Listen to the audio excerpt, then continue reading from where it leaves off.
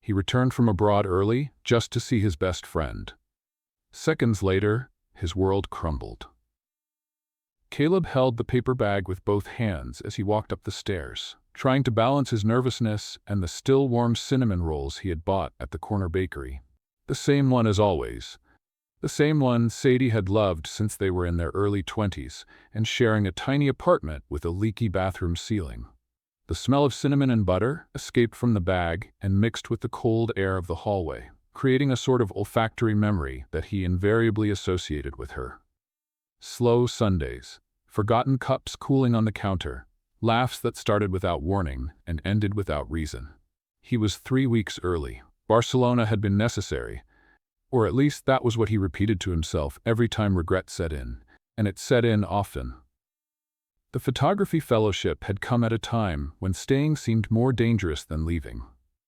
But now, with a hastily purchased return ticket and the bag swinging on his arm, Caleb realized he had spent 6 months photographing European light, while the only thing he really wanted to capture in his frame was just 1 floor away. He rehearsed his joke on the 3rd step. He would knock on the door, she would open it with that look of someone in the middle of something important, and he would say something like, "Spain sent me back, said I was too annoying." She would laugh. She would shove his shoulder with an open palm like she always did. She would call him impossible with a smile that contradicted her tone.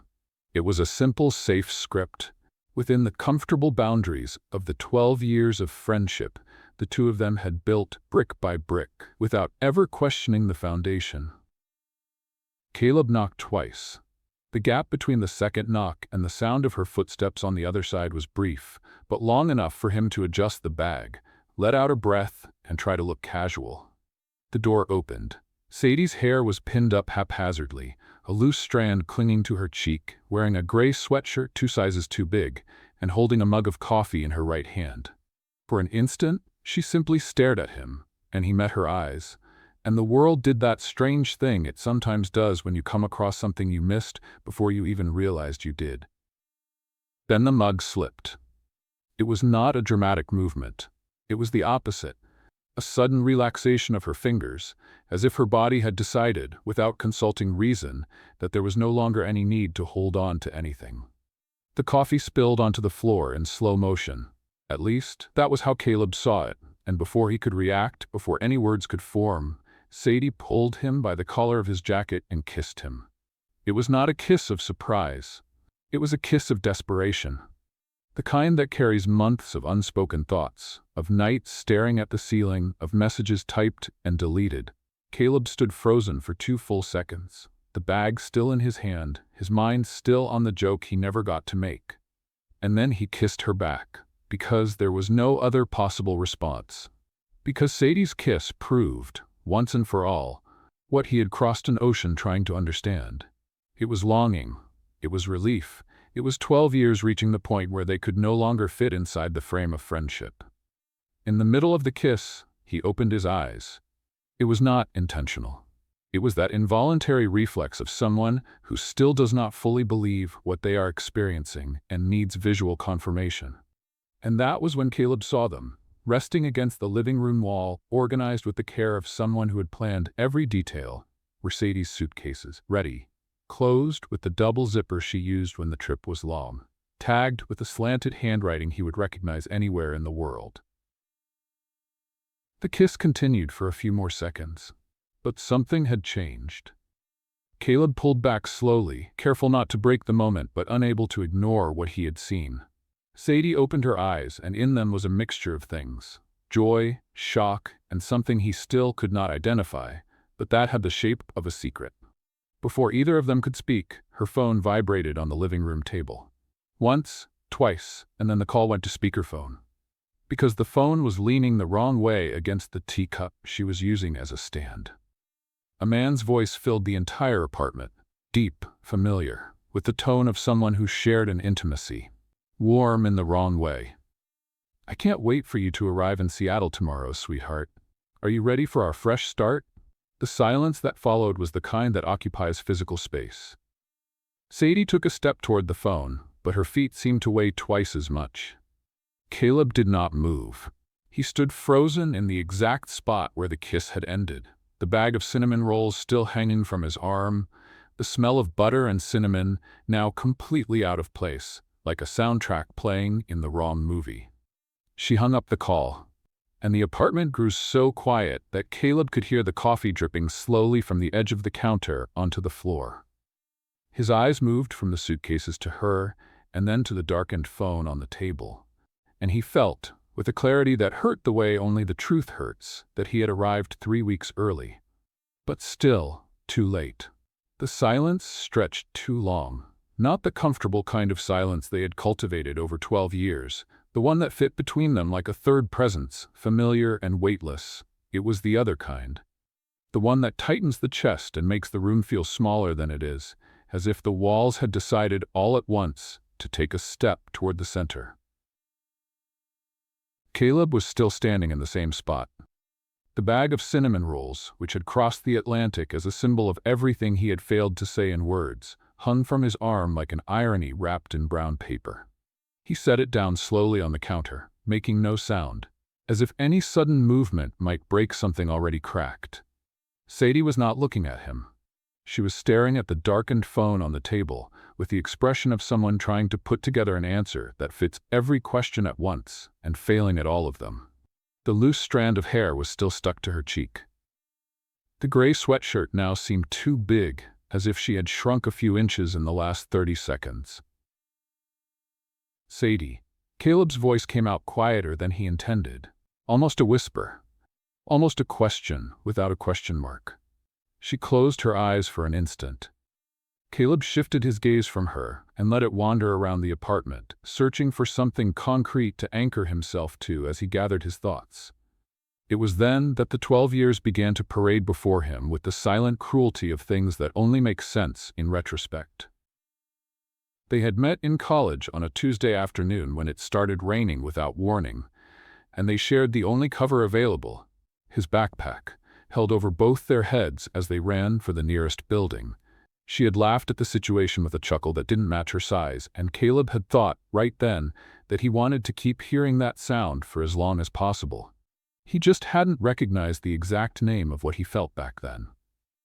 Friendship came first. It arrived naturally, like the things that show up before you even realize you need them.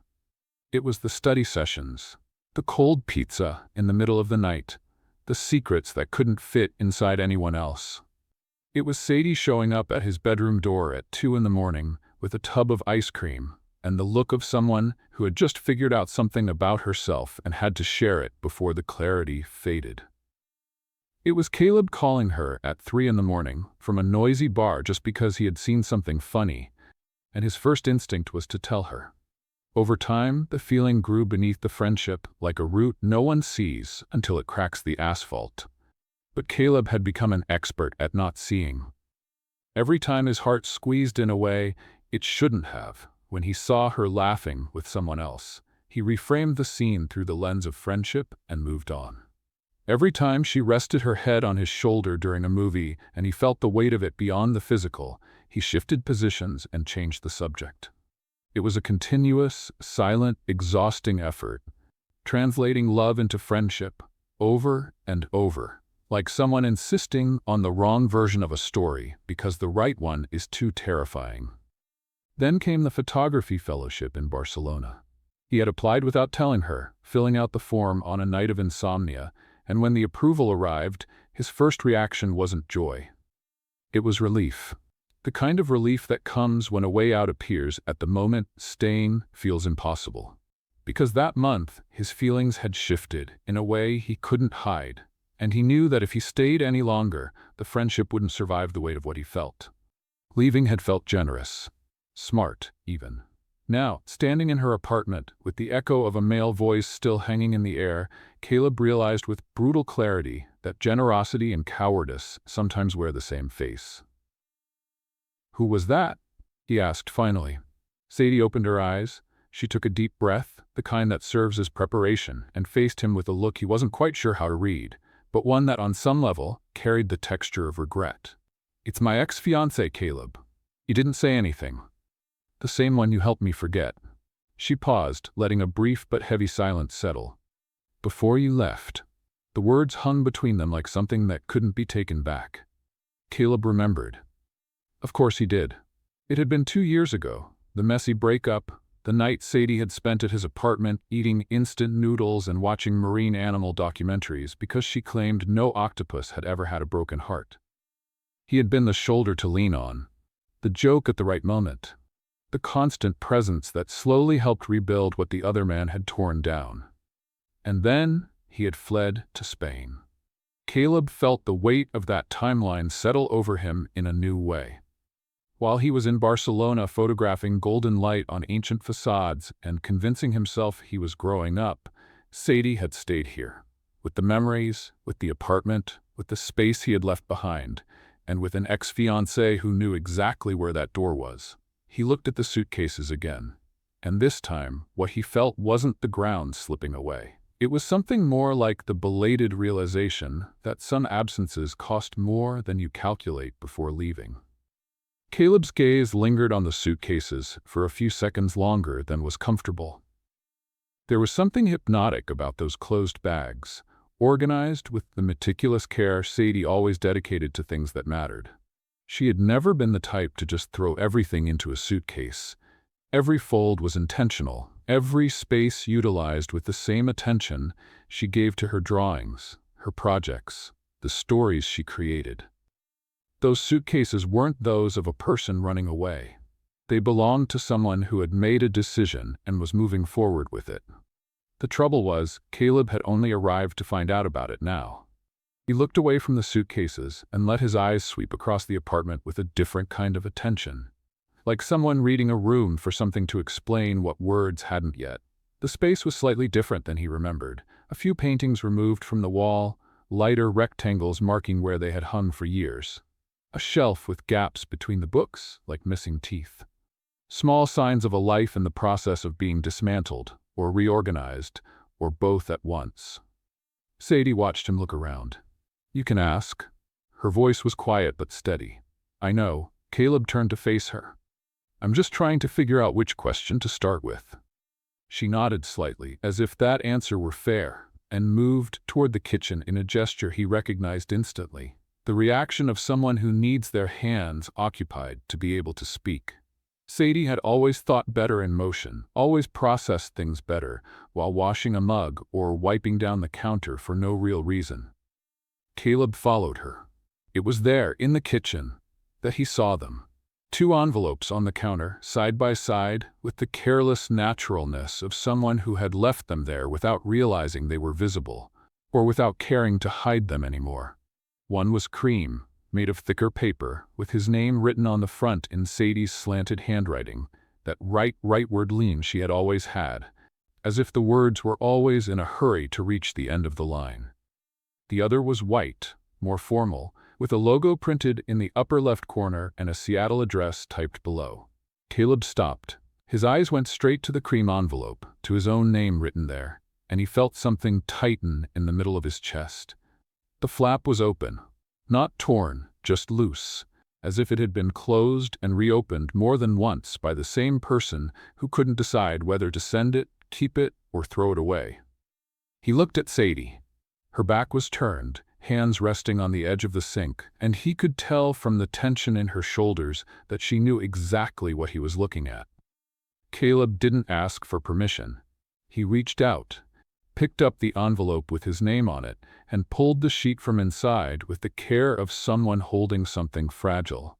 The paper was the same cream as the packaging, folded into 3 equal parts, and when he opened it, what he found was not a long paragraph or an elaborate explanation. There were 7 words. Written in the center of the sheet, in the same slanted handwriting as the envelope, undated and unsigned, as if Sadie knew he would recognize her script before anything else. "I can't pretend I don't love you anymore." Caleb stood frozen with the paper in his hands for a time he couldn't measure. 7 words, 12 years. The math didn't add up in any way that made rational sense, but the heart has its own arithmetic that completely ignores logic. He refolded the paper with the same care with which he had opened it and set it back on the counter. Sadie's back was still turned. Her shoulders had risen slightly, the posture of someone waiting for an impact and not knowing which direction it was coming from. Sadie. She turned slowly. There was a vulnerability in her eyes that Caleb had rarely seen, and he had known her for 12 years, had gone through grief and breakups and difficult nights with her. But this was different. It was the specific vulnerability of someone who had just been caught feeling something they had kept carefully guarded for a very long time. Then Caleb's gaze slipped, almost unintentionally, to the second envelope. The white one. The formal one, with the printed logo and the Seattle address. He had assumed at first that it was work documents, the kind of bureaucratic paperwork that accumulates on kitchen counters without ceremony. But there was something about the way Sadie shifted her position slightly when she noticed the direction of his gaze, an almost imperceptible movement, the beginning of a gesture toward the envelope that she stopped before completing, that made Caleb pay closer attention. He stepped closer, enough to read the logo in the upper corner. It was a publishing house. He didn't recognize the name immediately, but there was something about the package, the letterhead, the formality of the address, the weight of the envelope, that suggested a contract, not casual mail. Caleb looked up at her with a question that hadn't yet formed into a sentence. Sadie opened her mouth to speak, but Caleb had already seen, on the line below the publisher's logo, the name of the art director in charge of the selection process. And it was a name he knew very well. It was the same man who had called 20 minutes ago. It was her ex-fiancé, and he wasn't just looking for a personal fresh start. He was at the center of the single professional project that could completely change Sadie's life. Chapter 4. A Confession. With a taste of cinnamon. The name on the paper remained before Caleb's eyes for a few seconds, sharp and still, the way things do when you wish you hadn't seen them but can no longer unsee. He set the envelope back on the counter with a calmness that didn't match what was happening inside. It was a manufactured kind of calm, the kind that comes when the brain decides, on its own, to postpone the emotional reaction because processing it immediately would be too inconvenient. Caleb had learned that technique by accident over the years. In photography, when the scene in front of his lens was too heavy to feel and frame at the same time. First, you frame it. Then, you feel it. So he framed it. Sadie's ex-fiancé was the art director of the publishing house, hiring her to go to Seattle. The personal reconciliation and the professional opportunity came from the same place, from the same person, packaged together in a single white envelope on a kitchen counter. And Sadie had accepted, or was about to accept, both at once, with her suitcases already packed in the living room. Caleb took a deep breath. "How long have you known it was him?" His voice came out without accusation. It was a genuine question, the kind that needs an answer before any other conversation is possible. Sadie crossed her arms over her chest, not defensively, but in the gesture of someone trying to hold themselves together inside. "I knew when I got the proposal. 3 weeks ago. 3 weeks. The same amount of time he had spent in Barcelona trying to find the courage to buy a ticket back. And you accepted." "I was accepting it." She corrected the verb tense carefully, and that small distinction carried considerable weight. "Before you knocked on this door, the silence that followed was different from the previous ones. It wasn't empty. It was full of things the two of them needed to say and didn't yet know in what order to say them." Caleb moved around the kitchen with no specific destination, and that was when his eyes fell once again on the paper bag he had left on the counter when he arrived. The cinnamon rolls. Still there, still warm, ridiculously out of context, and yet absolutely central to everything he needed to say. He picked up the bag and opened it slowly. The smell of cinnamon and butter filled the kitchen with an almost cruel intimacy. The smell of Sundays, of long conversations, of everything the two of them had been to each other for years without ever crossing the line they were crossing now. "I bought these rolls at the bakery on the Rambla," he said, without meeting her eyes yet. "On a Thursday morning, 6 weeks ago. I was taking photos of the market. The light was good, and suddenly the smell reached me before I even saw the window." He paused. "And I stopped in the middle of the street because I thought of you. Not in some generic way. I thought of you specifically, The way you always break the roles starting from the middle instead of the end like everyone else does. And I realized I'd been in Barcelona for 4 months, and every single thing I photographed, every light I framed, every scene I thought was beautiful, I wanted to show you first. Sadie didn't say anything, but her arms had dropped, no longer crossed. I bought the rolls that day. Caleb continued, now meeting her gaze directly. And I went straight to my computer and bought a ticket back. Because I needed to come here to say something I should have said before I left, and that I was too much of a coward to say. He set the bag down between them on the counter, next to the envelopes, her cream letter with the 7 words, the white envelope with her ex-fiancé's name, and the cinnamon rolls that had crossed the Atlantic as proof of something that could no longer fit in silence. I love you, Sadie. The kind of love that ruins a friendship and there's no going back. Exactly when it started, I don't know for sure. But it was a long time ago. And I left for Barcelona because staying was becoming impossible, and I didn't have the courage to tell you the real reason. The apartment grew completely quiet. Sadie watched him for a long moment, and then something inside her gave way, not in a dramatic way, but in the real way things give way when pressure sustained for too long finally finds an outlet.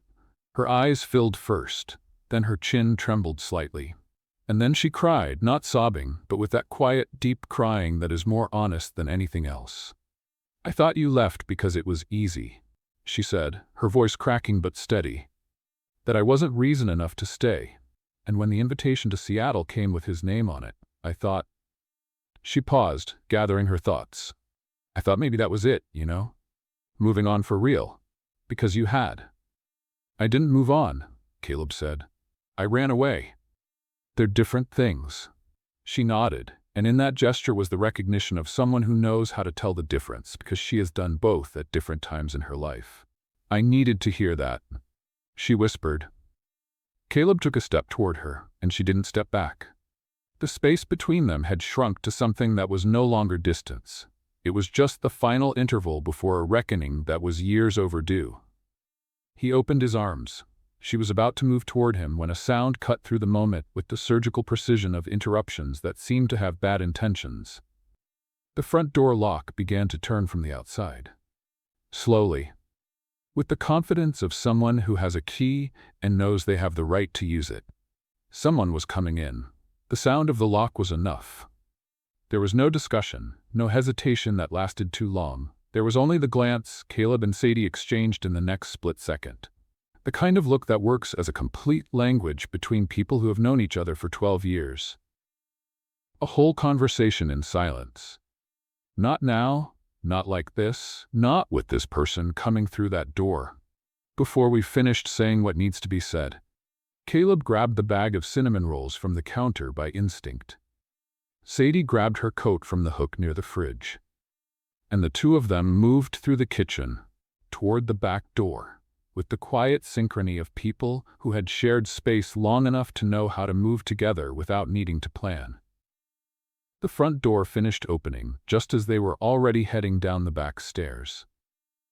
The cold air of the street greeted them with that honest brutality of early morning when the day hasn't warmed up yet and the city hasn't decided what mood it's going to be in. Caleb walked beside Sadie without asking where they were going, because there was only one place the two of them always went when they needed solid ground under their feet. Miller's was 4 blocks away. It was one of those cafes that exist in every neighborhood with a history, the kind that never changes its menu because it doesn't need to, featuring the same dark wood tables for decades, smelling of butter, brewed coffee, and something vaguely resembling stability.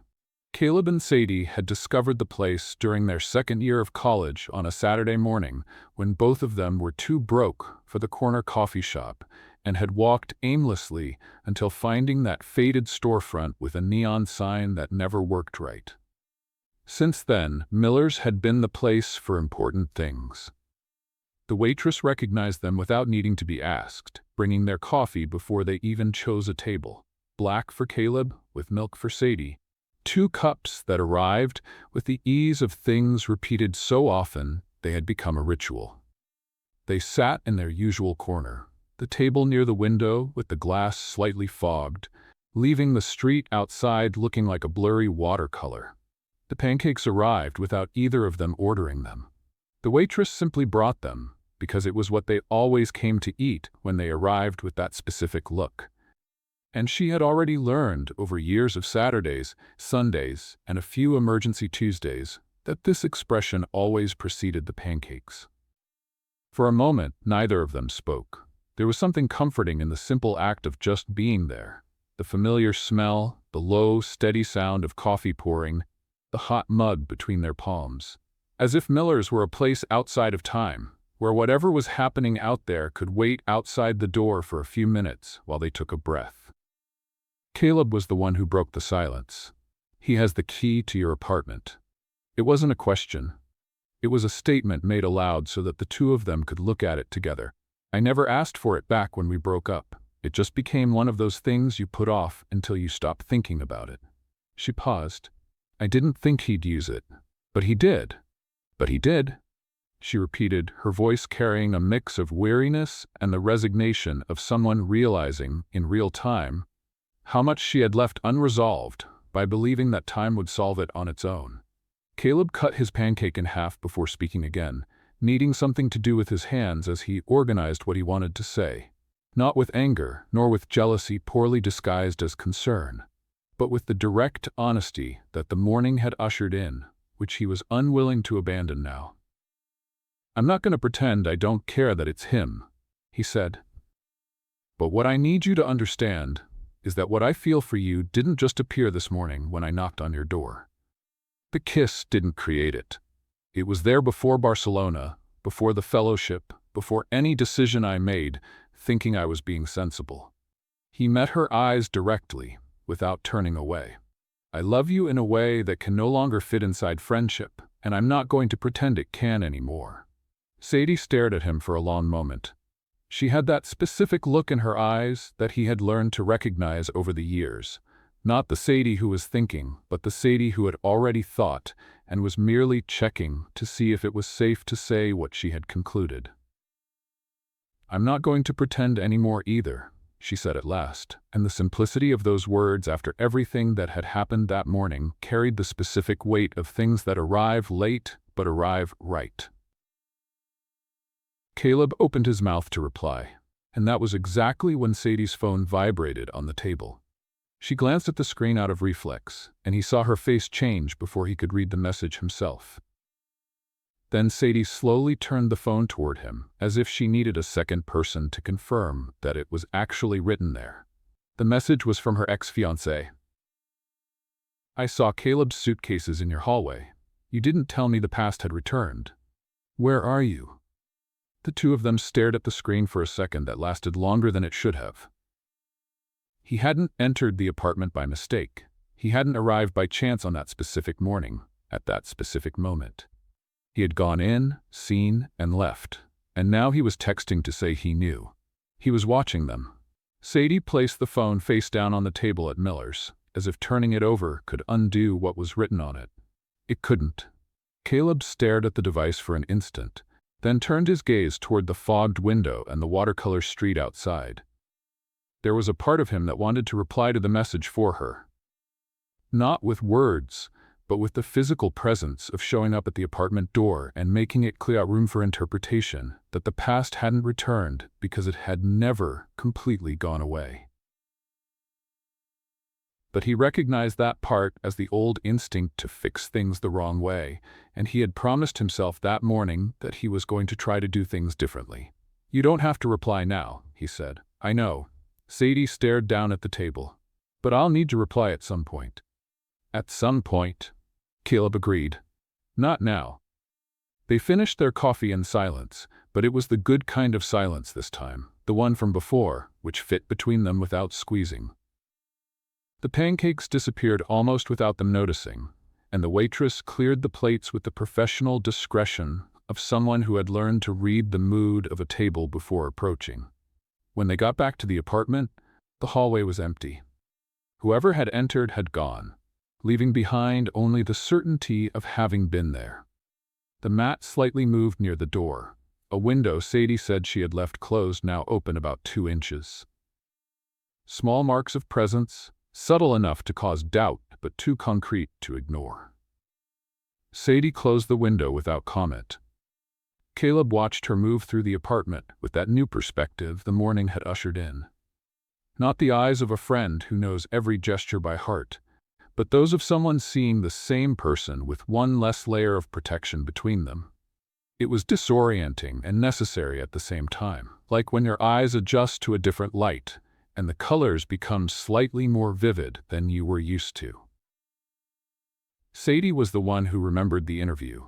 "The call with Seattle is in 40 minutes, she said, standing in the middle of the living room, her face showing a mix of professional and personal concern that clearly bothered her. Caleb nodded. "Go do it then." She stared at him as if expecting an objection that never came. "Caleb? Go to the interview, Sadie." His voice was firm, free of drama. "What's happening between us has nothing to do with what you've built professionally. They're separate things, and I'm not going to be the reason you mix them up." She stood still for a moment, and then she went. Caleb settled into the corner of the room, with the coffee he had brought from Miller's in a disposable cup, leaning against the wall near the bookshelf with the missing books, and watched from a distance as Sadie set up her workstation with the concentration of someone who could, when necessary, build a bubble around herself and live in it alone. There was something revealing about watching someone work when they aren't performing for your presence. Sadie opened her portfolio on the screen, and Caleb saw, even from where he stood, the drawings of the anxious fox, the character she had created years ago in a series of illustrations that started as a private joke and grew until they clearly had a life of their own. The fox had slightly lowered ears and eyes too big for its face, the kind of creature that carried anxiety with a comical dignity that makes people recognize themselves in it before they even realize they were. It was genuine. It was entirely hers. The call started right on time, and Caleb stayed where he was without moving. He heard Sadie defend each drawing with an articulation that surprised him, not because of the content, he knew her intelligence, but because of the confidence. Not the performative confidence of someone trying to convince, but the quiet assurance of someone who knows the value of what she holds and is simply presenting the evidence. She spoke about the color choices, the intention behind the nervous lines, what the fox represented, who it had been created for, and why it mattered beyond aesthetics.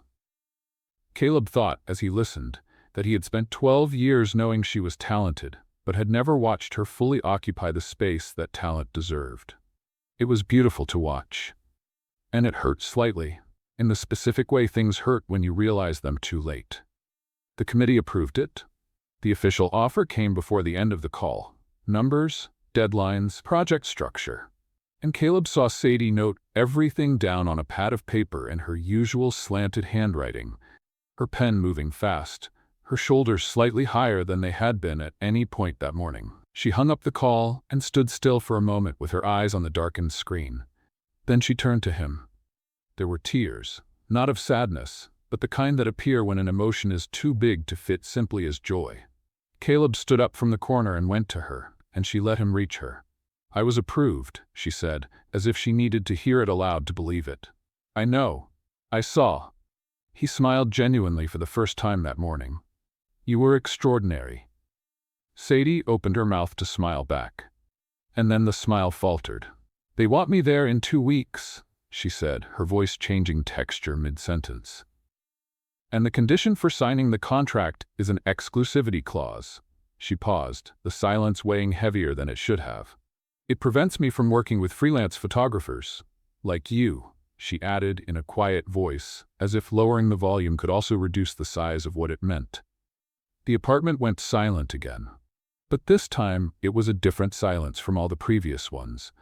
Not of unspoken things, not of discovery, not of waiting. It was the specific silence of two people who had just realized that the problem between them was no longer one of courage. It was one of geometry, and the space they needed to inhabit together had not yet found the right shape. The silence lasted until Caleb crossed it. Not with words, at least not immediately. He moved through the room slowly, picked up the pad of paper where Sadie had noted the details of the offer, and read everything with the methodical attention he usually dedicated to work contracts, as if technical coldness could help him process what he was reading without letting the personal side contaminate his reasoning beforehand. Numbers. Deadlines. The exclusivity clause in formal language, occupying 3 lines in the middle of the notes with the bureaucratic neutrality of things that change lives without asking permission. He set the pad down on the table. That clause is about their studio not wanting a conflict of interest, he said. It's not about me specifically. No, Sadie agreed. But the practical effect is the same.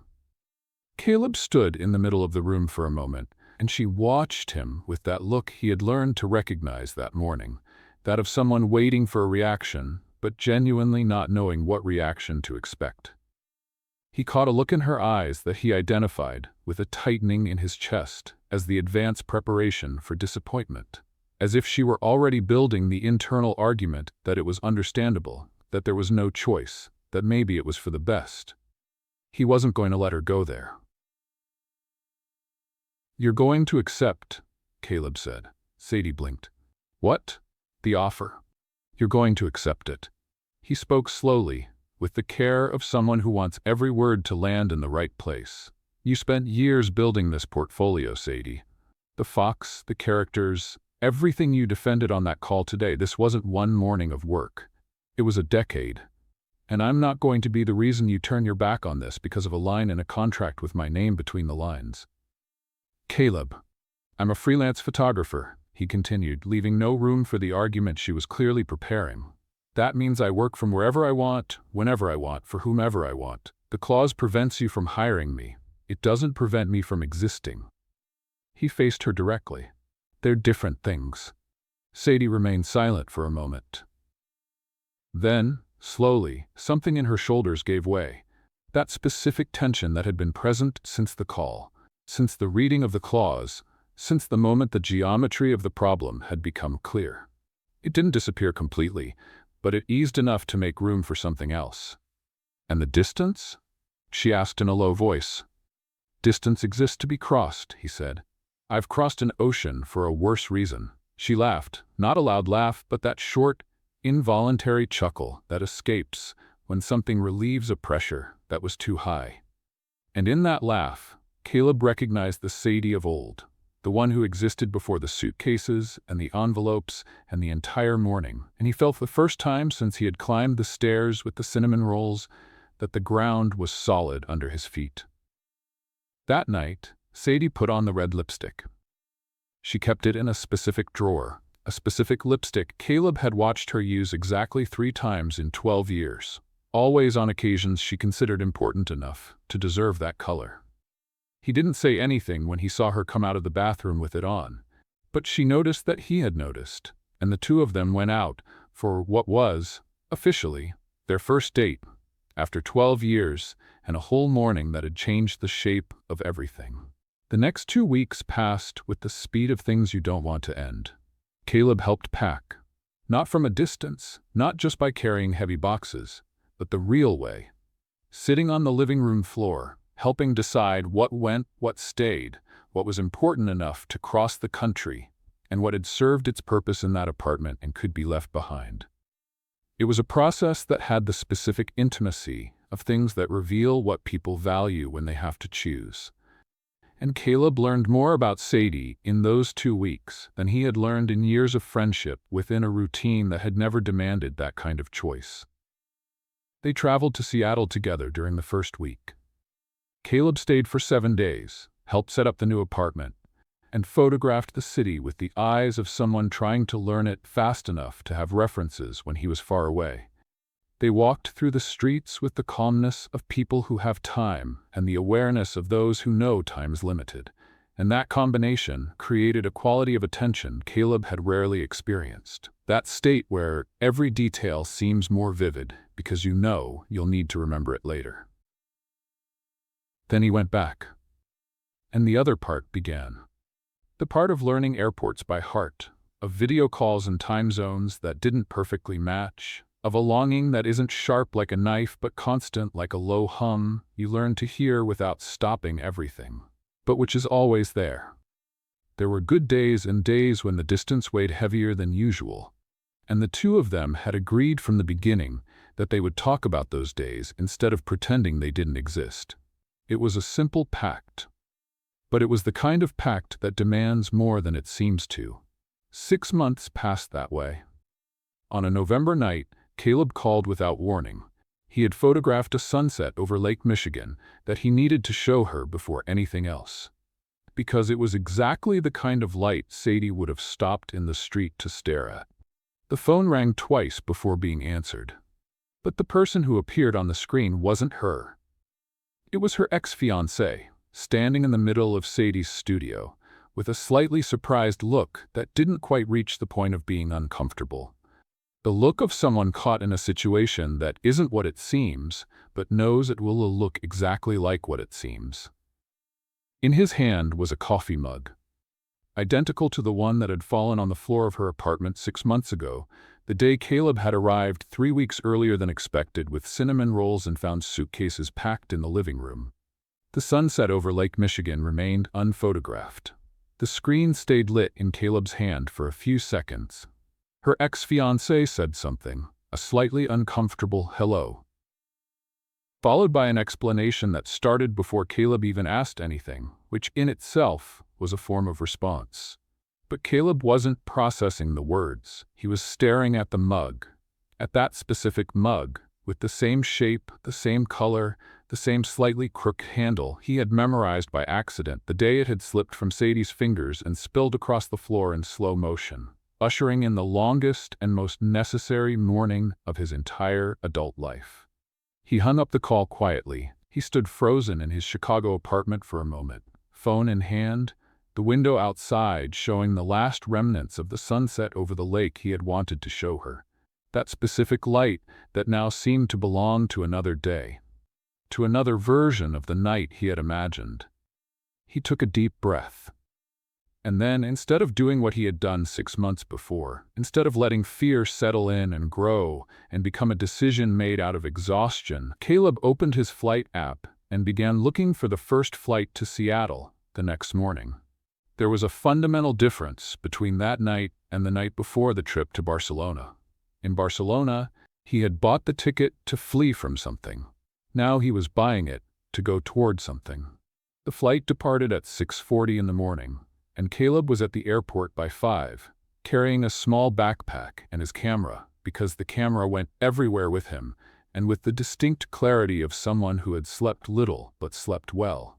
The light sleep of the right decisions, which rests without needing depth because the conscience is at peace with what has been chosen. Seattle greeted him with a light drizzle. Not the dramatic rain of the movies, but the daily rain of the American Northwest, persistent, democratic, wetting everything with the same patience and making no apologies for it.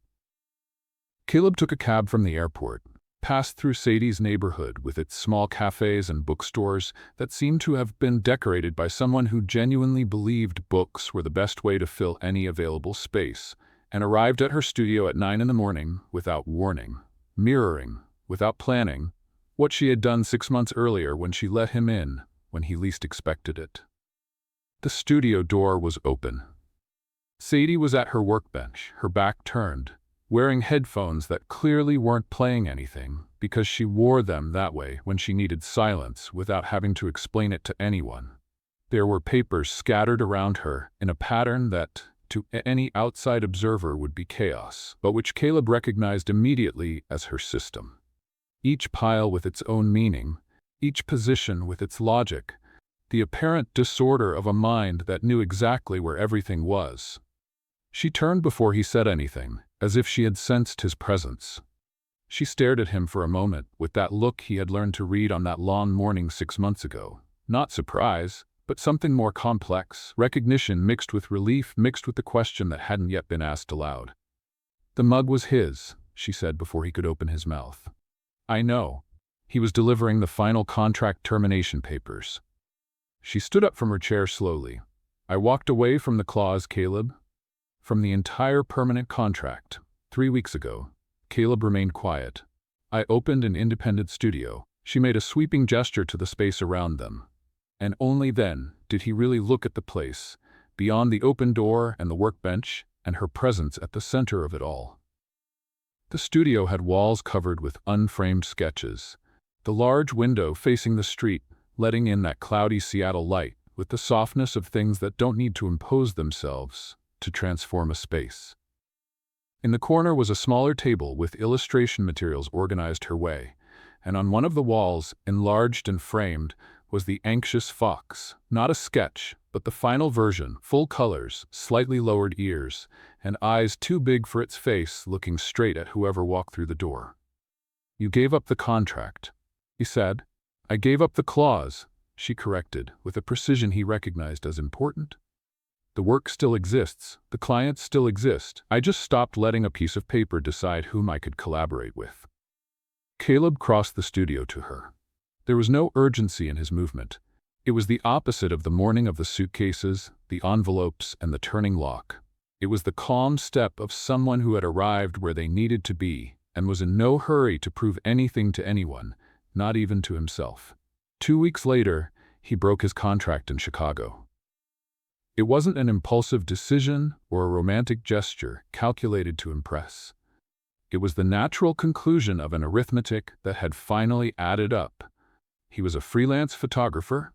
He worked from wherever he was, and there was a city with the right light and the right person, and a studio with an open door waiting for collaborations that no clause prevented anymore. Seattle made sense. 1 year later, the kitchen of their apartment had that quality of morning light Caleb had tried to photograph during the first week, and had never managed to capture completely. Not because his technique failed, but because there was something in that specific light that only existed in motion. In the steam of the coffee rising from the mug, in the low sound of Sadie drawing at the table while he prepared breakfast, in the way the sun entered through the window and landed differently on the things they had chosen together to occupy that space. Sadie was sitting in his gray sweatshirt, the same one as always, 2 sizes too big, the sleeve stretched over the hand that wasn't holding the pen. The anxious fox was being redrawn in a new version, larger, more confident in its lines, without losing the characteristic tenderness of its eyes. There were sketches scattered across the table in the familiar clutter Caleb had already learned to read as a system. On the key rack hanging near the door were 2 identical keys. They weren't keys someone had kept without remembering to return, nor keys handed over with the caveat, "only for emergencies." They were 2 identical keys, made at the same time, in a copy that had been made on a Saturday afternoon without ceremony or speeches. Just the practical and emotional awareness that it made sense for both of them to have access to the same place. Because that same place had become, without any specific date but with clear intent, their place. Caleb hugged Sadie from behind while she was drawing. She didn't stop her drawing. She tilted her head slightly to the side, the kind of gesture that accommodates a familiar presence without interrupting what she is doing, because both things fit at the same time and don't compete for space. "Coffee's ready," he said, resting his chin on her shoulder. "I know," she replied. "I can smell it." He smiled against her neck without her seeing. There were cinnamon rolls on the counter, not bought in Barcelona or carried across the Atlantic as proof of anything. Bought at the corner bakery that morning because it was Saturday and Sadie liked them, and because there was no longer any dramatic reason need for a gesture that had simply become part of the rhythm of their days. Outside, Seattle continued with its light drizzle and its bookstores and its cloudy light that entered through the windows with the patience of things that don't need to impose themselves. Inside, their love had finally found the right shape, and there was nowhere left to run. And have you ever fallen in love with a best friend? Leave your story in the comments. We would love to hear from you. Warm hugs, and see you in the next story.